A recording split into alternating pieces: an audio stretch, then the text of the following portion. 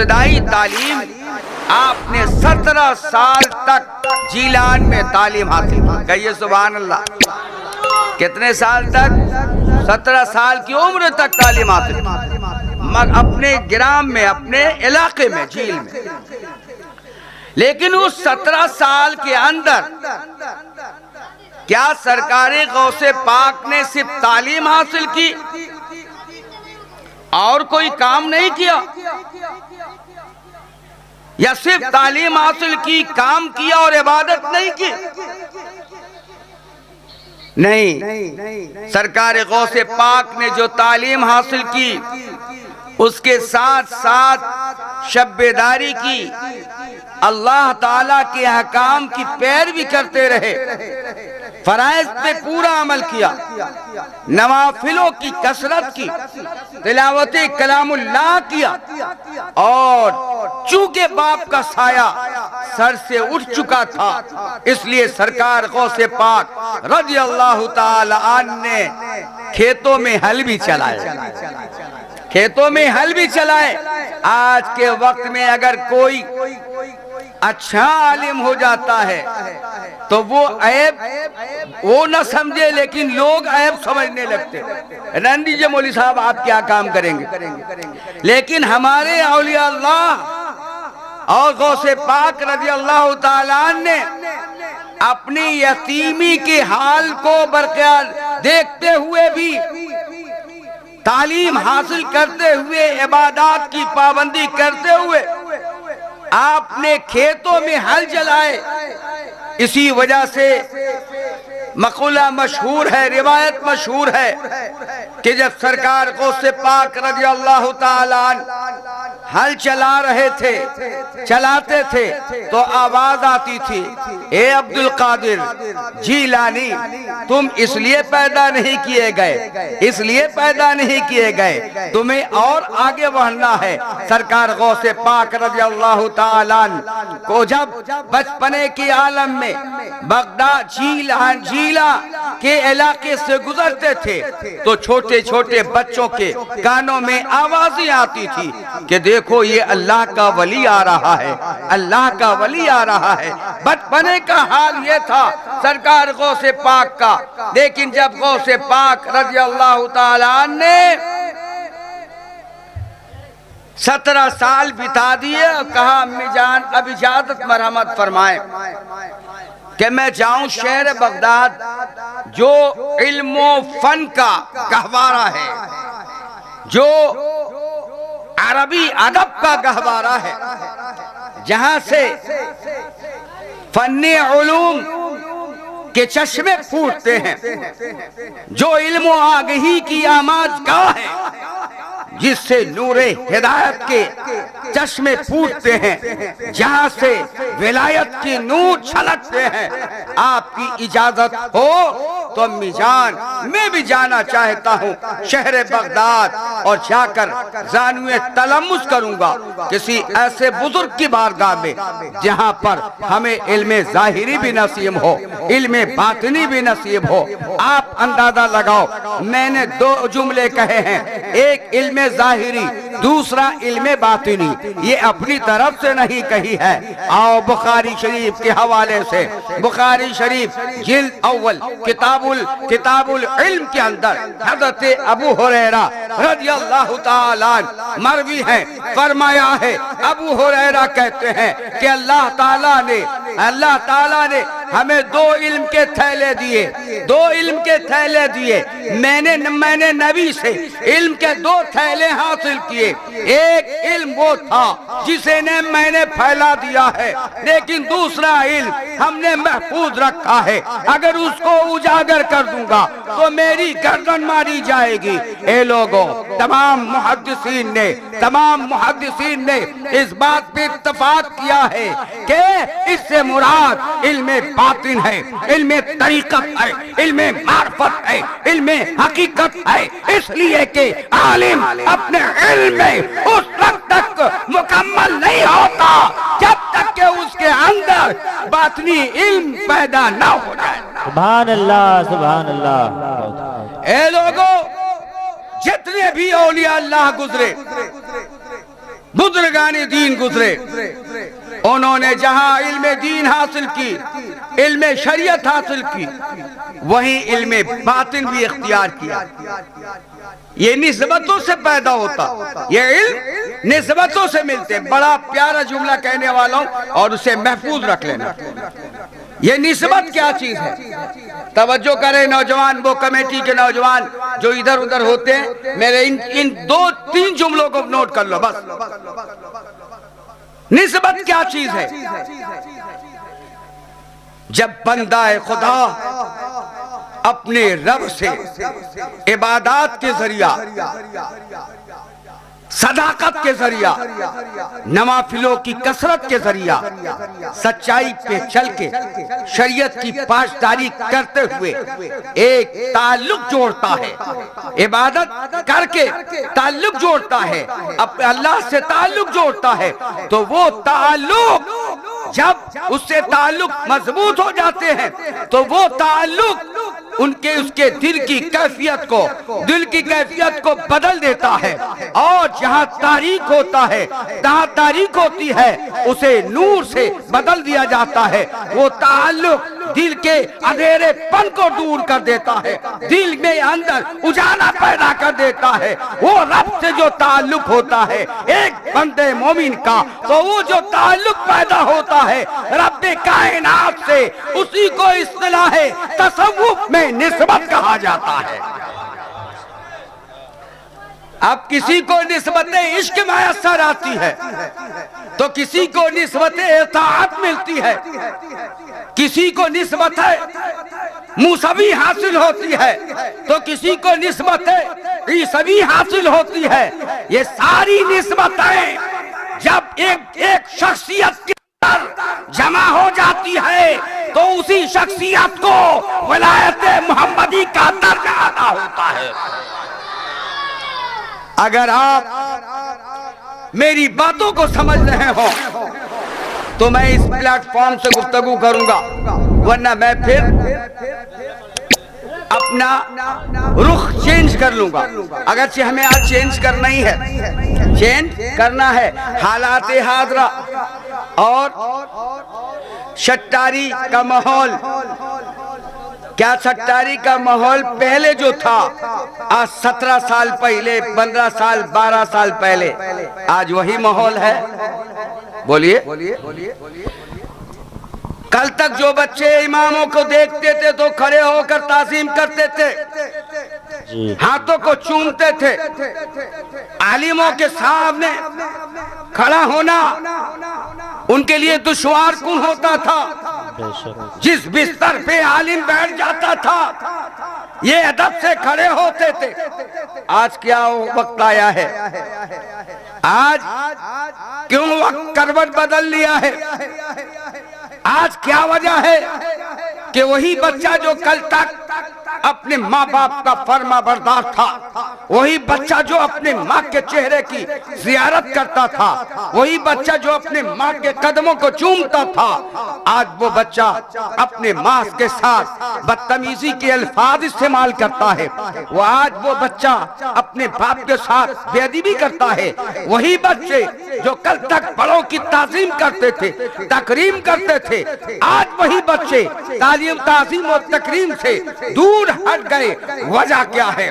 वजह क्या है? तो हमने अपना ताल्लुक, हमने अपना रिश्ता रब ताला से जब तक जोड़े रखा था तो हमारी औलादें भी फरमा बरदार थी, हमारे यहाँ आदाब भी थे, हमारे यहाँ अदब का गहवारा भी था, हमारे यहाँ ताज़ीम भी थी, हमारे यहाँ इबादत में हलावत भी थी, हमारे यहाँ इबादत में मजा भी था। आज जब हमने अल्लाह से अपना ताल्लुक दूर कर लिया है तो आज आफतों के शिकार हो, आज हम दूर हो गए। आज हमारे एक मुस्लिम माशरा में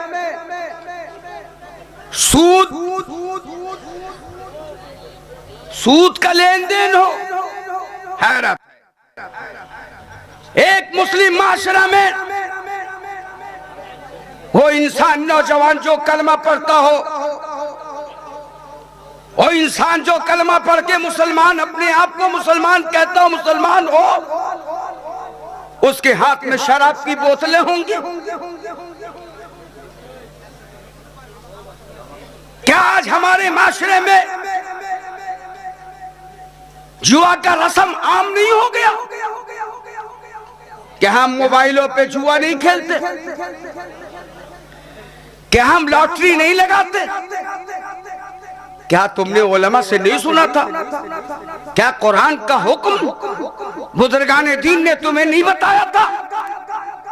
अगर बताया था, मालूम होने के बाद भी अगर आपने वो हरकत की है तो याद रखें, आपका अंजाम बुरा होगा। अगर तौबा किए मर गए तो आप सोच लेना तुम्हारा कोई यारो मददगार नहीं हो। वो सूद जिसे रब ताला का कलाम कहे, अल्लज़ीना यअकुलूना रिबा ला यक़ूमू इल्ला यक़ूमू यतखब्बतुहु शैतानु मिनल मस, जिसे जिसका कुरान कहे कि वो लोग जो सूद खाते हैं, तवज्जो से सुने, जो लोग रिबा खाते हैं, सूद खाते हैं, और याद रखें एक मसला भी, जो सूद लेता है वो भी इसमें शामिल है, जो सूद देता है वो भी इसमें शामिल है, जो सूद का कारोबार करता है वो भी इसमें शामिल है, जो उसकी मुआवनत करता है वो भी इसमें शामिल है। हवाला के लिए तिरमिज़ी शरीफ नोट कर लेना, वो भी इसमें शामिल।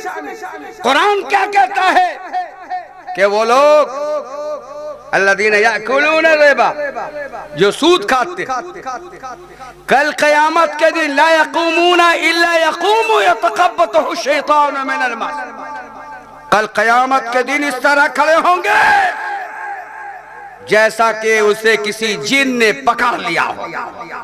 जब जिन किसी को पकड़ता है तो झूमता है, अपने सर के बाल लौटता है, हाथे पटकता है, चीख लगाता है।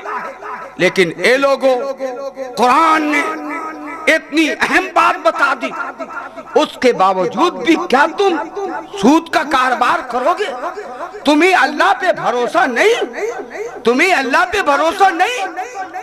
अगर भरोसा नहीं है तो सूद की मनहूसियत पे तो यकीन होना चाहिए।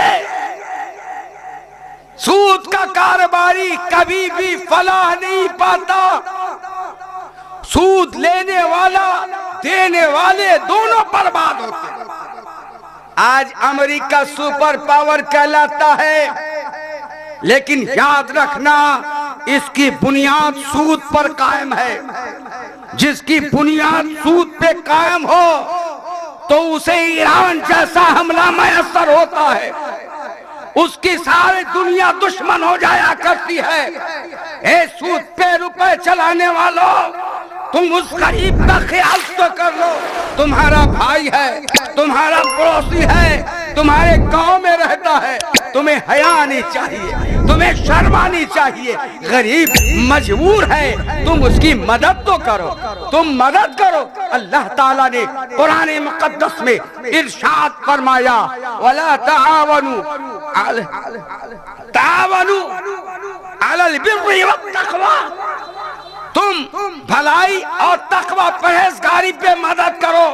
वला तावनु अलल इस्मि वल उद्वान, बुराई पे मदद मत करना। छठारी के गयूर सुन्नी मुसलमानों, तुम भीख मांग लेना, अपने मुसलमान भाई के सामने गदागरी का दामन फैला लेना, लेकिन अपने पड़ोसी से सूद न लेना। तुम भीख मांग के खा लो, वो तुम्हारे लिए जायज है, लेकिन सूद का पैसा न लेना। अगर तुमने सूद का एक कतरा भी पैसे, 1 रुपए भी ले लिया तो याद रखो उसका गुनाह तो अजीम है ही, लेकिन उसकी सजा भी तुम्हें आखिरत में भुगतना होगी और दुनिया में भी सजा पाओगे। आज एक छोटा सा मुल्क इजराइल, चंद साल, प्रोफेसर साहब कितने साल पहले, कुछ साल पहले वो मुल्क बना था, है ना, कुछ साल पहले, यानी मेरे ख्याल से 40-45 साल पहले मुल्क बना इजराइल, छोटा सा मुल्क। और अमेरिका जो सुपर पावर कहलाता है, आप समझते हो ना, अमेरिका सुपर पावर है, लेकिन ये नहीं देखते कि पूरी दुनिया का सूद लेता, और उसी अमेरिका की पॉलिसी थी, और ये पॉलिसी, ये तरीकेकार, ये साजिश, ये पॉलिसी जो चलाई, ये यहूदियों ने कौम बनी इस्राइल के जमाने में भी चलाया था, वही ये यहूद और नसारा है। आज इजराइल यहूद है, क्रिश्चियन को हम ईसाई कहते हैं, इसको तुम अपना भाई बना रहे हो, इनके स्कूलों में अपने बच्चों को पढ़ा रहे हो, लेकिन तुम जानते नहीं कि ये अल्लाह के भी दुश्मन हैं, रसूलुल्लाह के भी दुश्मन हैं। अगर से बज़ाहिर अहले किताब हैं, लेकिन आज के दौर के ये मेरा इशारा, आज के दौर के यहूद और नसारा काफिर हैं। इन्होंने बहुत जुल्म और ज्यादती की है अहले इस्लाम के ऊपर, और आज भी इनका इरादा है। इन्होंने मुसलमानों की यकजहती को तबाह करना चाहा, इन्होंने मुसलमानों के जोड़ को खत्म करना चाहा, एक कबीले से दूसरे कबीले को लड़ाया। आपको मालूम नहीं कि सुल्तान नूरुद्दीन, वो भी गौसे आदम का जमाना गुजरा है, सुल्तान नूरुद्दीन एक अल्लाह के वली, जिंदा दिल बादशाह थे। उन्होंने जब बैतुल मुकद्दस को कब्जा करने के लिए, आजाद कराने के लिए एक जत्था तैयार करके हमला किया, तो मैं बहुत दिलचस्प बात बता दूं। आज कहने वाले लोग कहते हैं पीरों के यहाँ मुजाहिद नहीं होते, पीरों के यहाँ सिपा सालार नहीं होते। पीरों के रद्द करने वाले लोगों, हकीकी मानों में उन खानकाहों में जाओ यहाँ से शरीयत और तसव्वुफ का चश्मा फूटता है।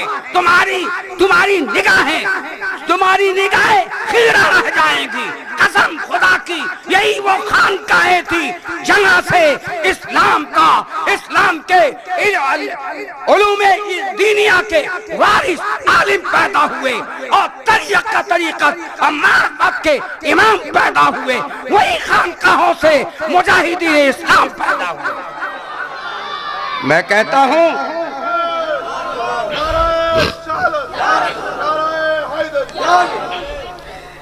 आप तारीख का जायजा ले कि सरकार गौसे पाक रज़ियल्लाहु ताला ने कितने तलबा कराम को सुल्तान नूरुद्दीन जंगी के लश्कर में भेजा था। सही तारीख के एतबार से 3000 उलमा को तैयार किया। 3000 उलमा। पहले कहां थे इस तरह मदारिस? एक ही खानका में हदीस और कुरान की तालीम भी होती थी, और दूसरी तरफ दिलों को सैकल भी किया जाता था, दिलों को सैकल भी कराया जाता था। हमें तालीम दी गई कि राह सलूक कोई मुश्किल नहीं है। ए सट्टारी वालों, थोड़ा सा इसे भी सुन लो, आगे बढ़ूंगा फिर उसी तरफ आकर। राह सलूक चलना भी आसान है। तुमने जिनसे सुना है कि राह सलूक बहुत कठिन है, बहुत कठिन है। हाँ कठिन है, लेकिन मैं आसान रास्ता बताता हूँ। 2 जुमले कमे अंजुमन गौस गुलामाने आसी भी सुन लें और हाज़रीन भी याद कर लें। 2 जुमले। ए लोगों, राह सलूक तय करने का इरादा रखते हो तो राह सलूक तय करके मौला के हुजूर पहुंच जाओगे। सिर्फ 2 कदम है तुमसे, कहो सुभान अल्लाह। सिर्फ 2 कदम, 2 मंजिल है। एक कदम या एक मंजिल, सुनो गौर से।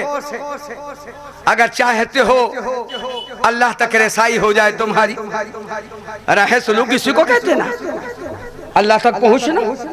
अगर चाहते हो अल्लाह तक रसाई हो जाए तो पहला कदम सुनो। पहला कदम ये कि जब तुम मखलूक से जुड़ो, यानी सोशल वर्क करो, खिदमत खल्क करो, किसी का काम आ जाओ, पड़ोसी गरीब है उसे सूद मांगने पे मजबूर न करो, उसकी जरूरत को पूरी कर दो। गरीब है जिसकी बेटी की शादी नहीं होती, अल्लाह तुम्हारे बैंक में रखे हुए मालों को भी जानता है, अल्लाह तुम्हारे छुपे हुए खजानों को भी जानता है। अगर उस गरीब की टोली उठा दी होती तो अल्लाह की तरफ से रजामंदी का परवाना तो आता ही, लेकिन उस गरीब के दिल से सदाएं बार बार गश करती तुम्हारा किरदार देखकर सत्तारी के सैकड़ों घरों से मदद करने की इल्तिजा होती। लेकिन आपने ऐसा नहीं किया, आप नहीं करना चाहिए। आप अपने भाई को सूद पर मजबूर करना चाहते, और वो मुसलमान भी कैसा जिसे अल्लाह ने पैसा दिया। क्या तुम नहीं जानते पड़ोसी किस तरह होते? अच्छा पहले ये सुनो बात, मैं बहक जाऊंगा। आप जानते हो शुरू से मैं एक तरफ चलता हूँ, फिर मार्ग मिलते रहते, और उसी तरफ पकड़ जाता हूँ, फिर मैं अपने उन्वान पे आता हूँ। आज तो मुझे चंद जरूरी बातें बतानी, इसलिए शॉर्ट में मैं छूता हुआ आगे बढ़ूंगा। मैंने बताया रहा सुलूक अल्लाह तक पहुंचने के लिए सिर्फ दो कदम। एक कदम ये कि मखलूक से जब जुड़ो, यानी मखलूक की खिदमत करो, तो अपने नफ्स को अलग करो। तवज्जो, अपने नफ्स को, अरे मेरी बात समझ में आ रही है? बोलो। अपने नफ्स को अलग कर दो। नफ्स अलग करना मतलब क्या है? अगर दान दे रहे हो ना, तो उसमें ये ख्याल ना हो कि जमाना देखे हमें दानी कहे। कर्ज दे रहे हो तो वो ख्याल ना पैदा हो कि हम किसी की मदद कर रहे हैं, किसी के साथ अच्छा काम कर रहे हो, तो यह ख्याल ना पैदा हो कि हमें एहसान कर रहे हैं। इसलिए नफ्स को अलग कर दो। मखलूक से जुड़ो तो नफ्स को अलग कर दो, और जब खुदा से जुड़ो यानी इबादत में बैठो तो मखलूक को अलग कर दो। हाय हाय, तुम रहो रब्बे कायनात की रहमत के उजाले रहे, अल्लाह को अपने सामने देखते रहो और इबादत में मोहल हो। यकीनन नफ्स को छोड़ो। इस नफ्स में तो न जाने कितने कितने अहले इल्म भी चले गए, अहले इल्म भी चले गए। खानकाहों में तालीम सिर्फ यही दी जाती है। नफ्स अगर मोटा हो गया ना, तब बड़ा मुश्किल होता है। आदमी दान भी देता है ना, तो वो 100 का नोट देगा तो वो खोल कर देगा। कल तक गरीब था, आता था पीर साहब के साथ जाता था, आज मालदार हो गया तो अकड़ने लगा। क्या अकड़ने लगा? आज हमारे माशरे में गुरूर भी बहुत हो। अच्छा मैं हाफिज नहीं, हाफिज दो बैठे हुए हैं, अगर मैं भूलूं तो बताना। कुरान क्या कहता है? नहीं, दुरूद शरीफ पढ़ियो, आयत याद आ जाए। अल्लाहुम्मा सल्ली अला सय्यिदिना व शफीना मौलाना मुहम्मद मअदनिल जूद वल करम कल्लज़ीना कफ़रू खरजू मिन दियारिहिम बतरऊ व रियाअन नास। ये अल्लाह ताला फरमाता है। इससे पहले वाला एक जुमला छूट रहा है, लेकिन मफहूम बता दूंगा। अल्लाह ताला ने क्या फरमाया? ए मुसलमानों, तुम उन काफिरों के तरह मत होना, कल्लज़ीना कफ़रू मिन खरजू मिन दियारिहिम, उन काफिरों की तरह नहीं होना जो अपने घरों से निकले तो बतरऊ व रियाअन नास, कुव्वत आजमाते इतराते हुए निकले, यानी सीना फुलाते हुए निकले। कल तक गरीब थे तो झुक के चलते थे, आज मालदार हो तो सीना निकाल के चलते हो। क्या तुम कुरान के फरमान को नहीं मानते? कुरान कहता है मुसलमानों, उन काफिरों की तरह मत होना जो अपने घरों से निकलते तो तकब्बुर लेकर निकलते, इतराते, तकब्बुर करते। ए लोगों, तुम्हें खानकाहों से और सरकार गौसे पाक के त्यार से, खानकाहे गौसिया से यही मैसेज लेना चाहिए कि हमें खानकाहों में झुकना सिखाया जाता, मेरी मुराद आजिज़ी सिखाई जाती है।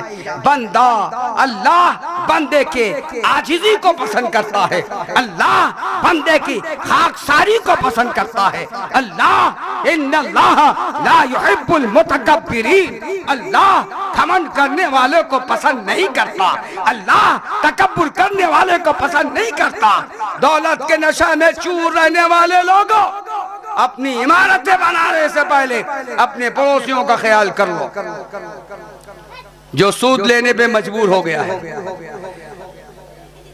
इमाम आजम अबू हनीफा ने अपने पड़ोसी का ख्याल नहीं किया था। यहूदी था पड़ोसी, लेकिन जब इमाम साहब आए मुल्क शाम से तिजारत करके बहुत माल लेकर, तो देखा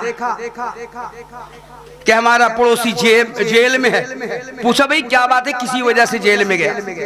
इमाम आजम तशरीफ ले गए, अब पैसे देके उसे छुड़वा लाए, उसके घर पहुंचा दिया। कुछ ही दिनों के बाद जब उस यहूदी पड़ोसी ने इमाम आजम के किरदार को देखा, इमाम आजम की अखलाक व अखबार को देखा और घर बेचने का इरादा किया, तो उसने बोली लगवाई। लोग जमा हो गए, कहे लोगों मेरा घर नीलाम हो रहा है, मैं बोली लगाता हूँ। कहा कीमत क्या है? कहा 20,000 दिनार। कहने लगे लोग कि हाँ तो इस इतनी जमीन और इतने बड़े मकान की कीमत 10,000 है, तुमने डबल दाम क्यों रखा? कहे लोगों सुनो, मेरा पड़ोसी इमाम आजम अबू हनीफा है। कहो सुभान अल्लाह। जब मैं घर बेचूंगा तो हमसे मेरा पड़ोसी भी छूट जाएगा, और तुम जब घर लोगे तो इतना उम्दा पड़ोसी भी तुम्हें मिल जाएगा। ये लोगों देखो अपने इमाम को कि इमाम आजम अबू हनीफा रहमहुल्लाह ने कैसा किरदार अपनाया। अगर आप भी किरदार अपनाने लगो ना तो सूद का मामला ही खत्म हो जाएगा। आज हम दिल के तंग हो गए, हमने अपने दिलों को तंग कर लिया। हम अल्लाह की राह में खर्च करने में हम खुश नहीं रहते, बसा औकात जबरन चंदा लेते दिए जाते, दिल नहीं करता लेकिन चंदा देते। एक जमाना ऐसा था, मालदार होना चाहते हो तो अब्दुल रहमान बिन औफ की तरह मालदार हो जाओ।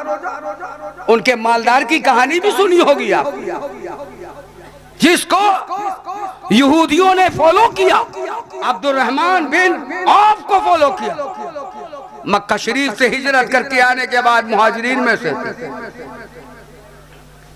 हजरते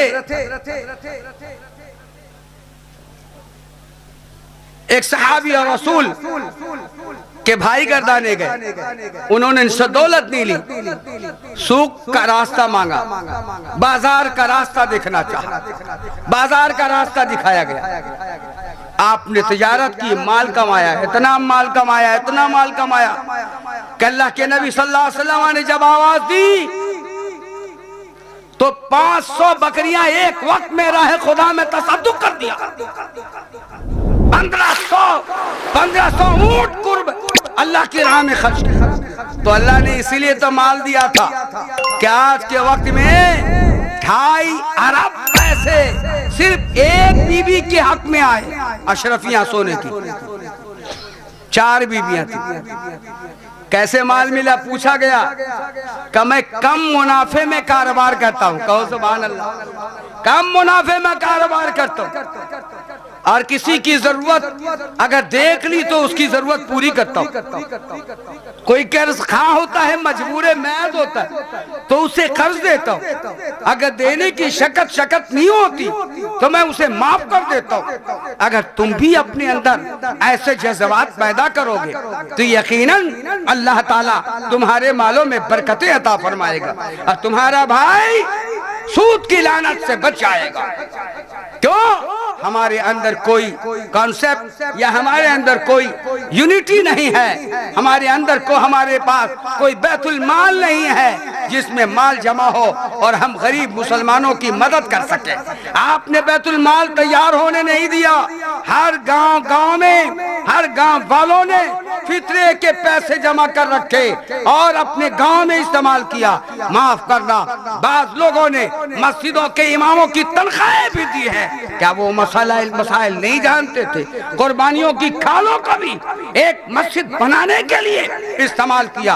अगर शरीयत ने जरूरतन जायज करार दिया है, लेकिन ये लोगों वक्त जरूरत थी कि आज हमारे दरमियान बैतुल माल होता जिसमें हम अपना माल जमा करते तो हम गरीबों की मदद कर सकते। हमने वो कदम आगे नहीं बढ़ाया जिसकी हमें जरूरत थी।